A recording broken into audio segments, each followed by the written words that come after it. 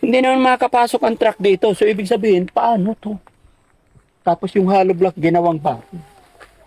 Huh? Tapos dapat nagsahod para sa tubig, no? Kasi medyo mahirap. Gusto kong ako mismo mamuno, tignan kung paano simulan paggawa ng bahay. Dahil alam ko, yun po ang request ng karamihan. Daddy Frankie, deserve po ng family ni Tatay Rodolph ang tulungan. Kaya nga po ito, nagdala na kami ng tubig namin. Bahala na yung pagkain, kumain na kami ng marami sa bahay, almusal. Bahala na po yung lunch mamaya na. No? Dahil gusto ko, ako mismo mamuno, matignan ko para maayos, maging maganda. Pero nasyak ako. Kasi, Tay, di ba doon nila pag itong mga buhangin, siguro basta napadiran ko to, naayos ko yung flooring, babalikan ko to after 1 month, pagbalik namin dito.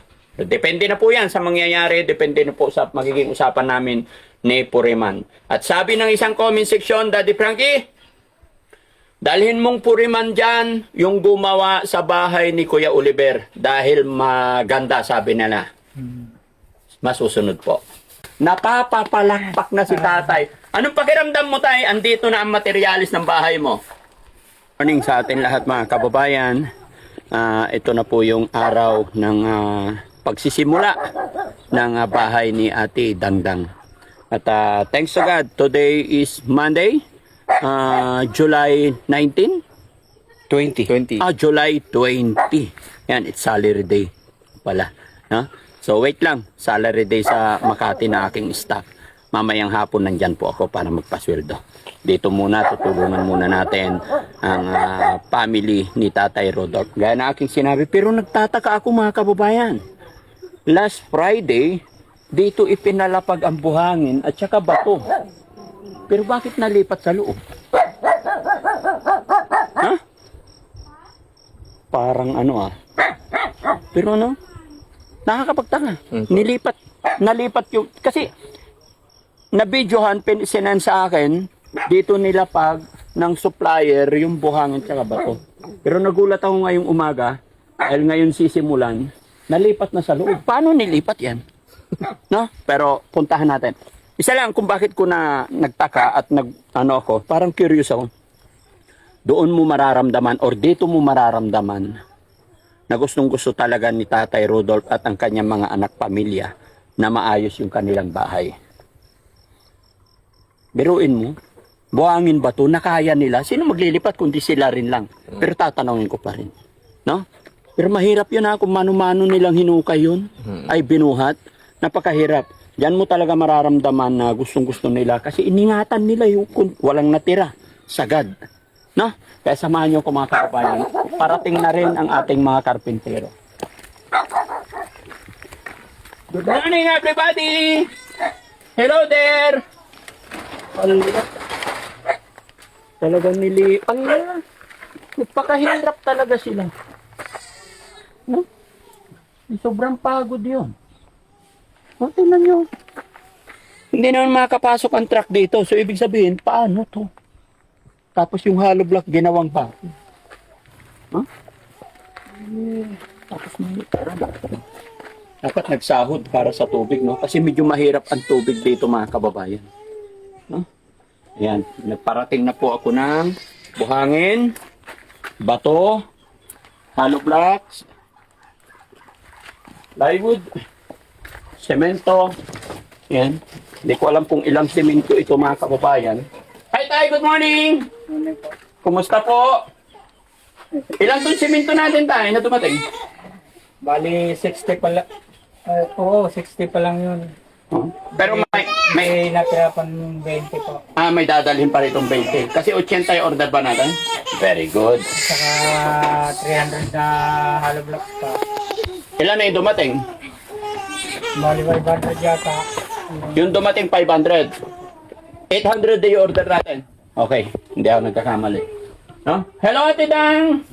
How are you today? Yung order ni Foreman na 2x2x16, wala daw. 14 daw ang 2x2x14 na lang. Hindi ho.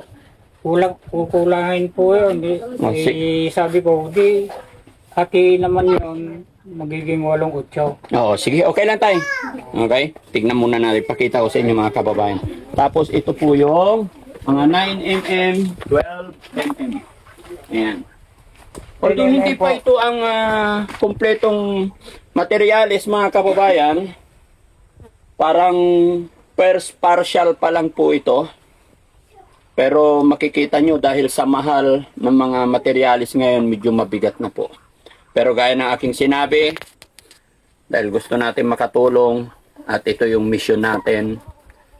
Naawa nga ako kumbaga na-touch ako doon sa message ng isa nating viewers na nabasa ko nakaraang araw about sa family ni Tatay Rudolph. Sabi po nung nag-message, hindi ko na maalala yung pangalan, sabi niya,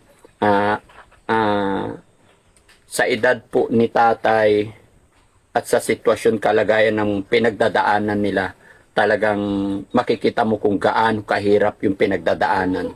Sa bahay pa lang, sitwasyon, at alam din natin yung mga problema pinagdadaanan nila. Sabi ng viewers, hopeless na daw si tatay para makapagpagawa ng maayos-ayos na tirahan. Kaya lupa lang yung looban ng bahay nila. Kaya sabi niya, Daddy Frankie, please, tutulungan mo na si tatay, sila Ate Dangdang, lubos-lubusin mo na, gawin mo na yung best mo. Kaya ito, sa nag-comment, maraming salamat. Kumbaga, tagus sa puso rin mga kababayan yung mga sinasabi ng ating mga viewers, pinag-aaralan natin, which is tama po kayo. Isa rin po sila Tatay Rudolph, Dangdang, at Ilaika at ng kanyang anak. Deserve tulungan. Kaya nandito po ako para pamunuan talaga. Bago dumating, pinilit ko talaga gumising ng maaga. Malayo po dito sa aking bahay. Gumising po kaming maaga. At 3 lang kami ngayon dito. Na 3 lang, driver lang yung nahila ko, tsaka isang cameraman. Si Kuya Ken, Kuya JC. Dahil hinati ko na naman ng team, may mga mission pa. No? Pero gusto kong ako mismo mamuno, tignan kung paano simulan paggawa ng bahay. Dahil alam ko, yun po ang request ng karamihan. Daddy Frankie, deserve po ng family ni Tatay Rudolph ang tulungan. Kaya nga po ito, nagdala na kami ng tubig namin. Bahala na yung pagkain, kumain na kami ng marami sa bahay, almusal. Bahala na po yung lunch mamaya na. No? Dahil gusto ko, ako mismo mamuno, matignan ko para maayos, maging maganda. Pero nasyak ako. Kasi, Tay, di ba doon nila pag itong mga buhangin, Apo. ba't nilipat nyo dito? Kasi hindi, baka magalit yung may-ari dyan. Hindi ko na ipaalam kasi.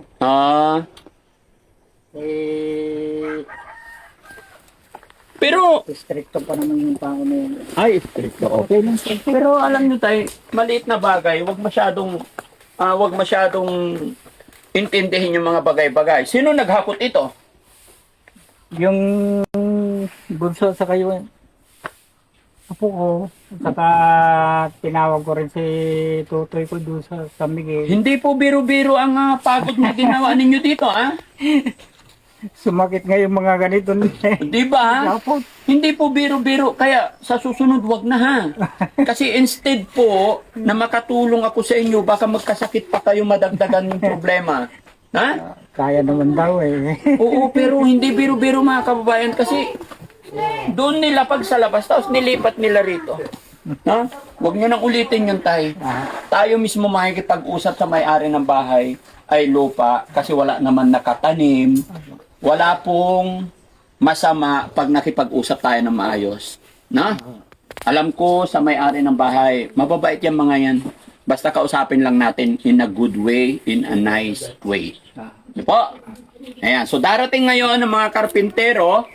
So magsisimula sila. Mabilisan lang ang trabaho ng mga karpintero ko tayo kasi sinabi ko, gaya ng sinabi ko, 27 wala na po kami dito.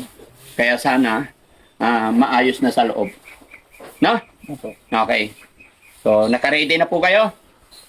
Opo. Yun. So, mga kababayan, mga kabarangay, maraming salamat. Una, sa ating Diyos Ama kasi another mission na naman ng Team Daddy Frankie. Another mission natin. Kasama po kayo mga kababayan dahil hindi ko po ito magagawa kung wala kayo. Kaya sana hindi kayo mawawala hanggang sa dulo. Samahan niyo po kami kung paano natin gagawin itong bahay ni Tatay Rodolph. Pero, take note mga kababayan ha, hindi po ganoon kalaki yung igagastos. Kumbaga, gagawin lang ni Daddy Frankie yung aking makakaya. Papapadir ko na po ito diretso and then flooring lang. And then, dahil may ticket na kami papunta sa ibang lugar, siguro basta napadiran ko to, naayos ko yung flooring, babalikan ko to after 1 month pagbalik namin dito. Depende na po yan sa mangyayari, depende na po sa magiging usapan namin ni Puriman. At sabi ng isang comment section, Daddy Frankie, dalhin mong Puriman dyan yung gumawa sa bahay ni Kuya Oliver dahil maganda, sabi nila. Masusunod po. Siya po yung dinala namin dito. Gaya na aking sinabi, yung comment ninyo, suggestion ninyo, basta tingin ko, kaya kong gawin, at para sa ikabubuti, masusunod po. Dahil si Daddy Frankie, lahat ng opinion ninyo, pinapahalagahan, basta't nasa katwiran. Maraming salamat. Dire-diretso lang po tayo. Na? Yan o, papalakpak na si tatay o. Napapapalakpak na si tatay. Anong pakiramdam mo tayo? Andito na ang materialis ng bahay mo. Sobrang saya po. Kasi tuloy-tuloy na po yan na mapagawa itong bahay. O, kaya walang rason para hindi ka magpagaling. Walang rason tay para hindi ka maligo araw-araw. Kahapon ka pa hindi naligo tay. Hindi, naligo ako kahapon. Naligo kahapon. Ba't madumi na yung damit mo? Pinagakot kami mga tumutulong. Sabi ko sa tay, huwag ka nang tutulong kasi hindi biro-biro talaga. No? Tapos said na said pa sa hanggang lupa, no? Yung 3 lang ako naghakot niyan. Oo. Saka yung mga bata, Oo. tumutulong din sila. So anong sabi ng mga anak mo tayo? Nakita nilang magsisimula na tayo, dumating ang materyales. Eh, masaya rin sila dahil maayos na rin yung bahay. Yung tiyahin mo, nakontak mo na po ba? Nasabihan mo na may magpapagawa, ay paparenovate yung bahay. Ay, hindi pa po. Hindi pa. Sige po. Kasi mga kababayan, itong bubong nila, bago pa naman.